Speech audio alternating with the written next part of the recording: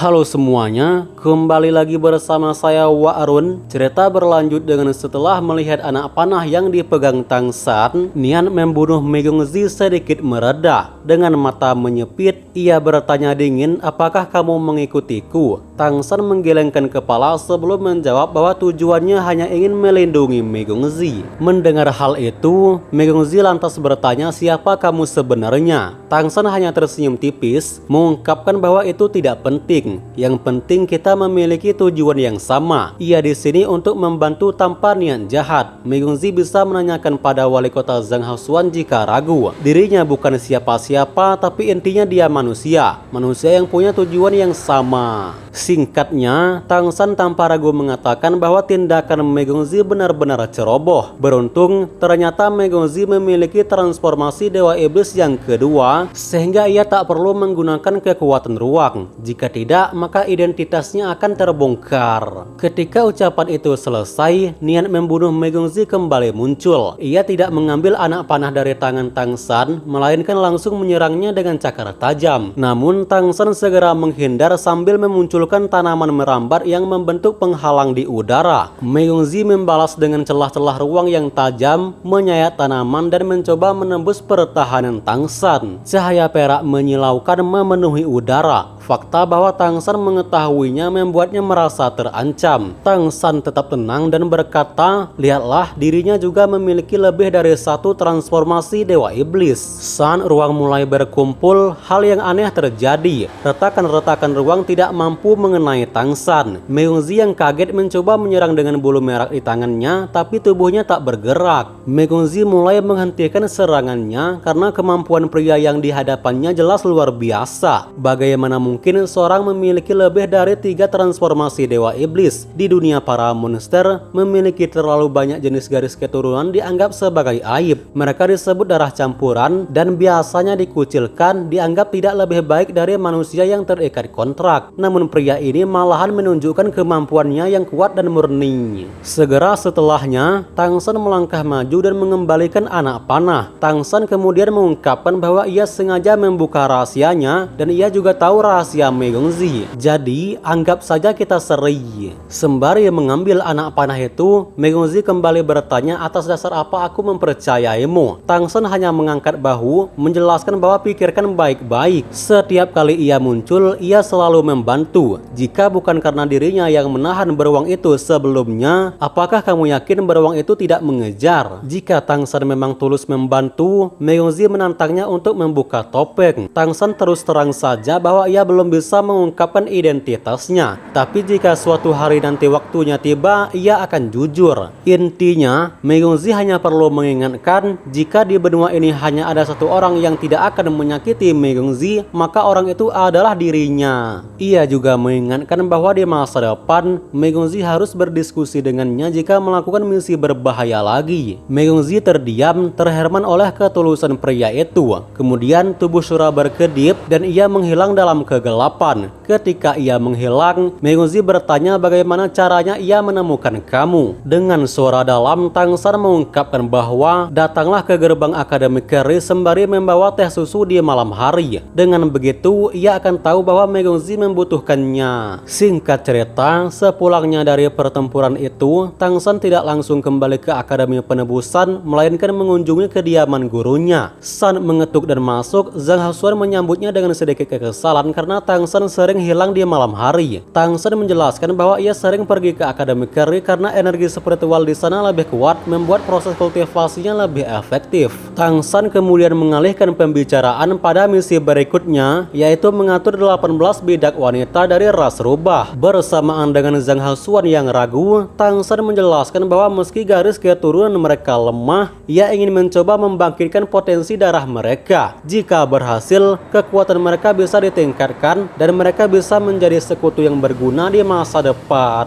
Zhang Haosuan pun bertanya-tanya bagaimana caranya dan apakah itu bisa dilakukan. Tang San menjawab bahwa setidaknya mereka yang kultivasinya di bawah tingkat dewa, ia punya pemahaman untuk melakukannya, yaitu dengan memanfaatkan kekuatan kayu emas untuk memulihkan vitalitas. Ia meminta Zhang Haosuan untuk mencarikan tempat tersembunyi dan penuh dengan vitalitas di pegunungan Carry untuk menempatkan 18 garis rubah merah. Merah. Tempat itu akan menjadi semacam rumah bagi Akademi Penebusan dan hanya mereka berdua yang akan mengetahui lokasinya. Zheng Haosuan setuju. Singkatnya, hari-hari pun berlalu. Tang San tetap menjalani latihan dan pekerjaan harinya. Sesekali ia melihat Megongzi di Akademi Carry, namun gadis itu tampak menjaga jarak sejak perburuan terakhir. Situasi di Akademi Carry pun tenang tanpa kabar lanjutan dari insiden kematian klan beruang King Kong. Sekitar seminggu kemudian, saat hari libur, Zheng Haosuan mengajak Tang San untuk kembali ke pegunungan Carry. Ia sudah menyiapkan lokasi rahasia yang akan digunakan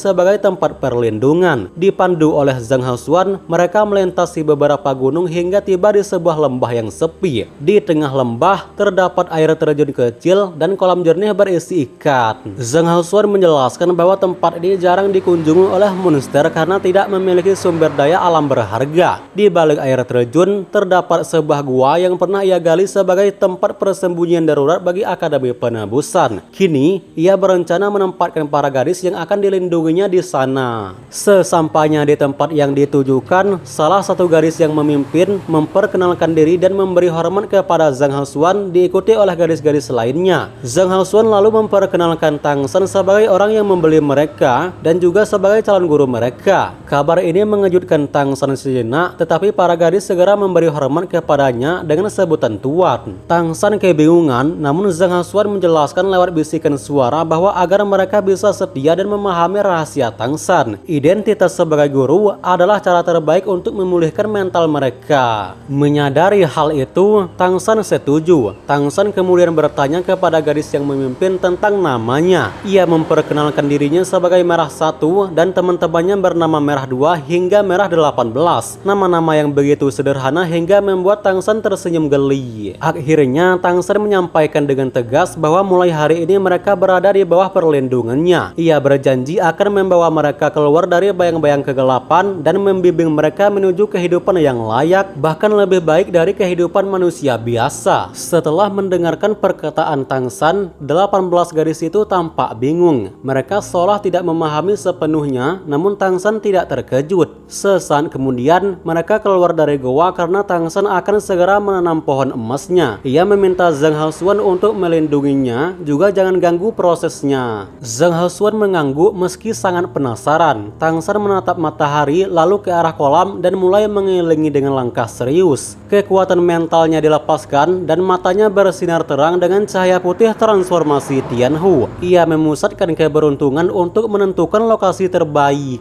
Setelah 2 kali mengelilingi kolam, Tang San berhenti di satu titik sekitar 5 meter dari tepi. Ia mengeluarkan cabang kayu emas dari tas penyimpanannya dan mulai mengukir pola di tanah. Zheng Haosuan memperhatikan dari dekat. Ia bisa merasakan gelombang kekuatan mental Tang San yang luar biasa dan diam-diam kagum. Tang San terus menggambar, pola formasi makin kompleks dan berkembang. Lebih dari 1 jam berlalu hingga akhirnya sebuah formasi rumit terbentuk di tanah. Tang San lalu memunculkan sayap jinpeng di punggungnya dan perlahan terbang di udara. Dari udara, ia mengambil kembali cabang kayu emas tadi dan memasukkannya ke tanah. Kayu emas tadi tertanam dalam, memancarkan cahaya keemasan samar. Lingkaran sihir pun mulai bergetar, menunjukkan respon. Senyum tipis muncul di wajah Tang San. Ia tahu formasi itu berhasil. Ia melanjutkan prosesnya, menusukkan kayu emas lain ke titik penting dalam formasi. Zheng Haosuan menyaksikan dengan mata terbelalak. Setiap kali kayu emas ditanam, formasi yang tadinya hanya seperti coretan di tanah, kini mulai hidup. Seketika, lingkaran cahaya keemasan meluap dari pusat susunan. Kayu-kayu emas bergetar kuat dan permukaan kolam terdekat ikut beriak. Tang San jatuh ke tanah, kelelahan namun tersenyum puas. Zheng Haosuan dengan persepsinya yang tajam, menyadari bahwa energi spiritual di sekitarnya mulai meningkat secara stabil dan perlahan. Bersamaan dengan Zheng Haosuan yang masih bingung, Tang San berkultivasi untuk memulihkan kekuatan. Yang setelah selesai, ia menghampiri gadis rubah sebelum bertanya apakah kalian bisa bermeditasi. Hong Yi, kakak tertua dari kelompok itu, mengangguk pelan. Ia menjelaskan bahwa meditasi dulunya diajarkan oleh klan mereka. Mereka sempat berharap bahwa meditasi dapat memperkuat garis keturunan mereka, namun karena darah mereka terlalu lemah, harapan itu tak pernah terwujud. Tang San merespon dengan tegas bahwa itu sangat bagus. Mulai hari ini, di luar waktu makan dan tidur, kalian harus bermeditasi setiap hari. Para gadis mengangguk menyetujui arahan itu. Di sisi lain, Zhang Haosuan begitu kagum dengan formasi sihir Tang San. Tang San mengungkapkan bahwa formasi sihirnya memang luar biasa, bisa melindungi, bisa mengusir monster, dan bisa mempercepat pertumbuhan sumber daya, termasuk kayu emas. Menyadari kalau formasi sihir itu memang luar biasa, Zhang Haosuan pun mengusulkan bagaimana jika kita menjual desain lingkaran sihir itu ke organisasi. Itu bisa jadi nilai tambahan dan membantu mendapatkan sumber daya. Tang San sempat tertegun, namun Zhang Haosuan meyakinkannya bahwa Tang San tak perlu memberi semua rahasia, cukup bagiannya saja, sementara ia akan menanggung sisanya. Tang San menyetujui permintaan Zhang Haosuan. Zhang Haosuan yang tampak sangat gembira menepuk bahu Tang San sambil tersenyum dan berkata bahwa ia mulai bisa melihat masa depan. Tang San membalas dengan senyuman penuh keyakinan, menyatakan bahwa masa depan itu pasti akan datang. Karena tak ada lagi yang perlu dibicarakan, Tang San kemudian izin pamit untuk pulang. Sementara itu, para gadis juga mulai berkultivasi.